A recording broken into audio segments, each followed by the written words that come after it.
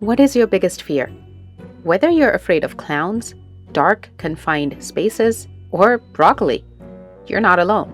19.3 million people in the United States have a specific phobia.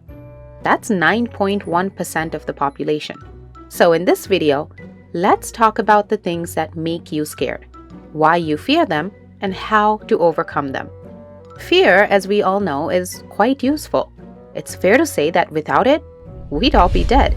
I'm not exaggerating. Think about it. Without fear, we'd all go out there and do crazy things that will surely kill us. Things like petting a lion, jumping off a really tall building, playing with a really poisonous snake, or eating some random berries without knowing what they are. Evolutionarily speaking, fear has helped the human species thrive by protecting us from things that legitimately threaten us. Sure, fears we face today are completely different and not as serious as the fears that our ancestors faced, but the physical response is still the same. So if the stakes are lower today and the consequences not as dire, why do we continue to be fearful? So there are some theories out there that explain why we continue to be fearful. Let's talk about a few of them. One of them is that we're all genetically predisposed to the fearful things that our ancestors feared, like snakes, spiders, heights, water, and so many more. Although this couldn't be verified, research has found that having a relative with a similar specific phobia could genetically predispose you to the same fear. In other words, if your mom or dad feared spiders, you could, in theory, develop the same fear. Another theory is that you fear the things that have traumatized you in the past. For example, if you nearly drowned at a young age, you could develop a fear of water. Other theories out there also point out that people with neurotic personalities who worry about everything or have negative thoughts constantly have an increased risk of developing phobias too. The reality, however, is that we develop phobias because of many things. No one has been able to definitively point out what causes our fears. So what if I told you fear is a learned response? You don't believe me, right? Let me explain. Do you know why babies are so fearless?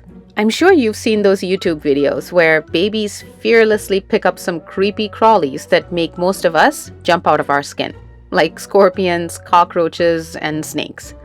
This is because until about the age of 8 to 12 months, babies don't show a fear response. So what changes?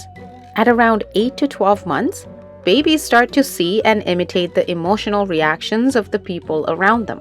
Seeing their mom scream and jump at the sight of a cockroach makes them associate the cockroach with fear.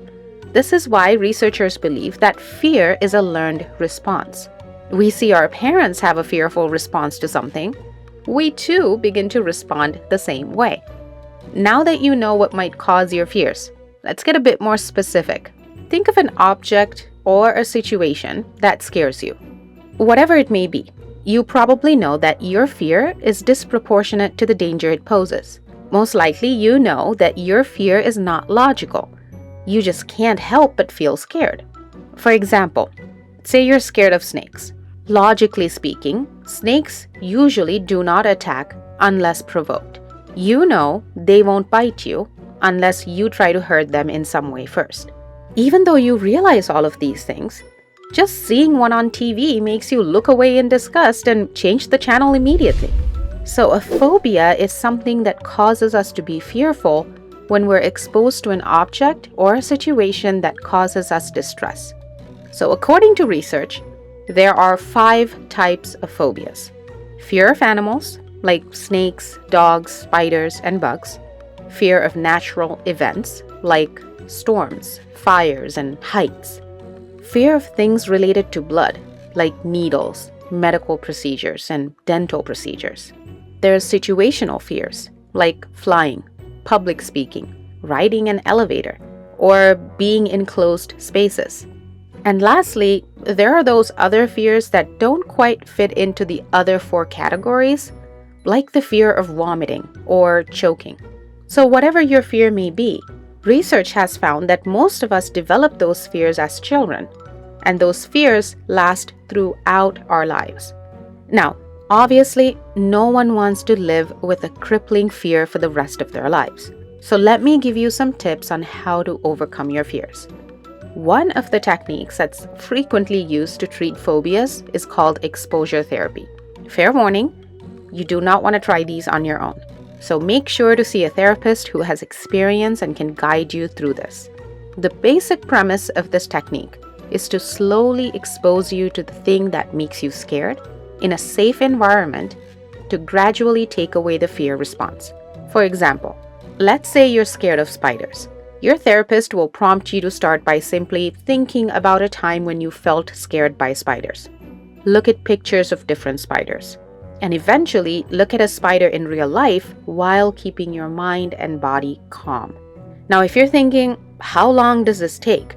And how long before I'm cured? The answer is, it can typically take up to 3 months with consistent weekly sessions, but it may take longer depending on the severity of your phobia. So, in other words, don't expect to be cured of your lifelong phobia overnight. Medications are also helpful in some instances when a phobia may be unavoidable. Let's say you have a fear of public speaking, but a big part of your job involves doing presentations in front of large crowds of people. So a doctor may prescribe something that helps calm your nerves. Certain medications like beta blockers and benzodiazepines help slow down your breathing, lower blood pressure, and your heart rate. This can help you feel calm and take away that fear temporarily until you finish your presentation. Remember, medications should be taken after consulting with a licensed physician. Another technique that's been proven effective in treating specific phobias is called virtual reality graded exposure therapy. This is the third technique we'll talk about. Research has found that this technique is more effective when treating phobias in people who may not tolerate conventional exposure therapy. It involves exposing someone to the thing or situation they fear in virtual reality. There's a little-known Japanese proverb that says, "Fear is only as deep as the mind allows." Whether it's facing our fears head-on or taking small steps to overcome them, we all have the power to conquer our fears and live our best lives. Fear is a natural part of being human. Everybody is scared of something. Remember, it's okay to feel scared sometimes, but it's what you do with that fear that really matters. So, what are you afraid of? Leave a comment below. If there's someone who could benefit from this information, please make sure to share this video with them. And hey, if you haven't subscribed to the channel yet, I really hope you'll consider subscribing today. Hit the like button before you go because it really does help us get this video out to more people. As always, don't forget to spread loving kindness to all beings around you and be the change you want to see in the world. Thank you so much for watching. See you next time.